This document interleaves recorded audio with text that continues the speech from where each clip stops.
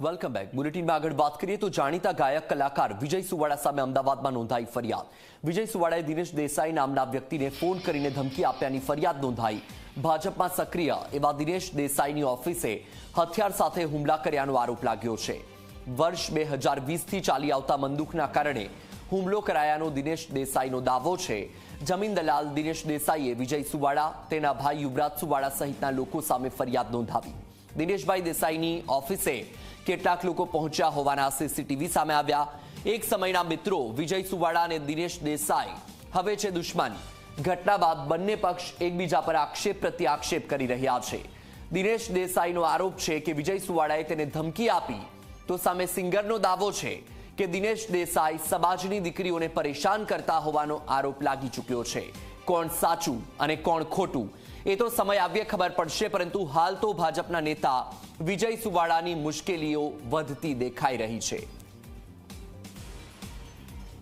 લગભગ 11:30-12 વાગ્યાના આસપાસ 30 ગાડીઓ, 10 બાઇકો અને એક રિક્ષા સાથે 60 લોકો દારૂના નશામાં ધ્રુત મારી ઓફિસ આગળ આવી ગયેલ અને મારી જે ગાડીઓનું પાર્કિંગ હતું ત્યાં આગળ ગાડીઓને નુકસાન કરવાનો પ્રયત્ન કરેલ.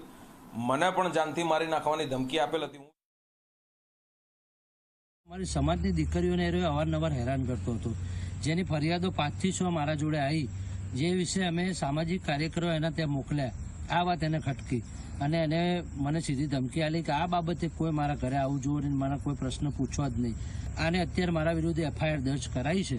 પણ મિત્રો, સમય અને સંજોગ જ્યારે પણ બનશે, હું લોકોને કહું છું કે આ મેટરમાં હું કોઈ ઇન્ટરફિયર હતો નહીં, હું હાજર નહોતો નહીં, માત્ર ખોટી ને ખોટી FIR દર્જ કરાઈ છે.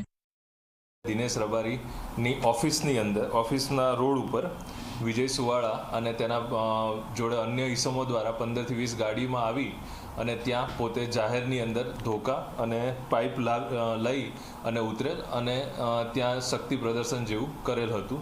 જે બાબતે અત્રેના પોલીસ સ્ટેશનની અંદર રાયોટિંગની કલમ હેઠળ અને જાનથી મારી નાખવાની ધમકી હેઠળનો ગુનો નોંધવામાં આવેલ છે. જે ગુનાની તપાસ અત્રે સર્વેલન્સ સ્ક્વોડની અંદર ચાલુ છે.